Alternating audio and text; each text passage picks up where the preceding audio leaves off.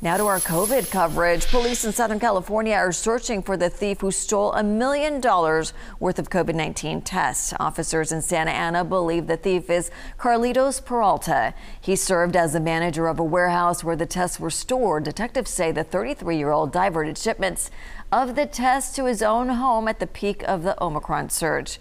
Now he is missing and those tests are gone. And if we, kind of backtrack December 30th through February 7th, that was kind of during the time where people were, looking for tests. So it seemed like it was at a time where it was in high demand. Absolutely.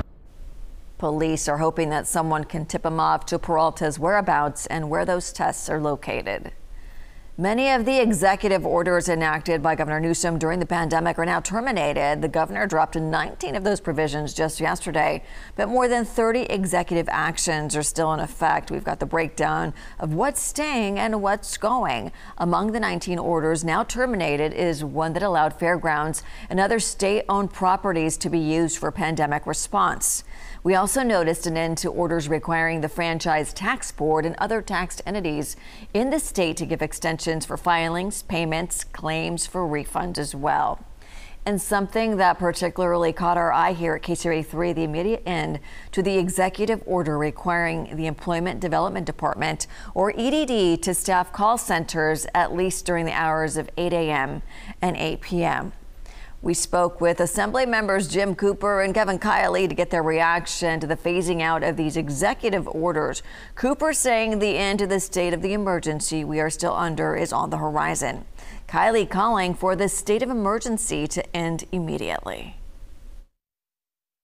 A state of emergency in California under our Emergency Services Act, that is a legal term. And it is required of the governor in the law that he terminate the emergency at the earliest possible date that conditions warrant. That is a legal duty. It's not up to him. It's not a matter of discretion. I do want to see it end, but I want to end at the right time. I think it's a step in the right direction. I know it's going to make a lot of people happy. As we see our numbers continue to fall, things will change and it might even get sped up. So I'm optimistic right now. And as for the 30-plus executive actions still in effect, they cover COVID testing, vaccinations and boosters, and protecting hospital capacity and vulnerable populations, especially during COVID surges. They include provisions allowing healthcare workers from out of state to provide services in California. Assemblymember Kiley tried introducing a resolution to the end of the state of emergency right before the Super Bowl. That didn't work, but the state Senate has agreed for the first time to debate the resolution to terminate the state of emergency. That is scheduled for a committee hearing vote on March 15th. We'll keep you posted. The CDC says most Americans live in places where healthy people can safely take a break from wearing masks. The agency outlined a new set of guidelines. They focus less on positive test results and more on what's happening at hospitals. More than 70% of Americans live in counties where COVID is currently low or medium threats to hospitals. Those are the people the CDC says can stop wearing masks for now. The agency still recommends people wear masks where the risk of COVID remains high. There are several counties in our area where the risk remains high, and those include Nevada, Solano, Stanislaus, Sutter, and Yuba.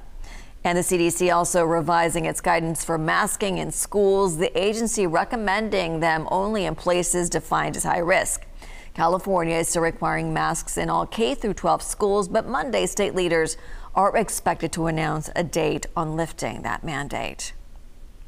Los Angeles County has officially lifted its mask mandate. People who show proof of vaccination don't have to wear their masks anymore at restaurants, bars, and other businesses.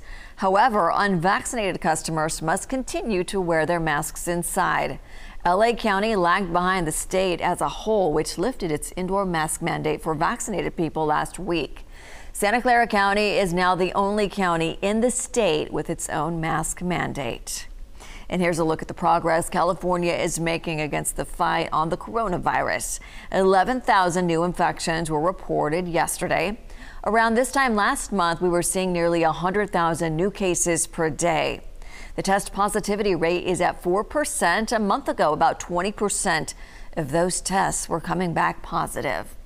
And a look at hospitalizations. 4,900 people are in the hospital with COVID statewide right now. That is 305 fewer patients than the day before.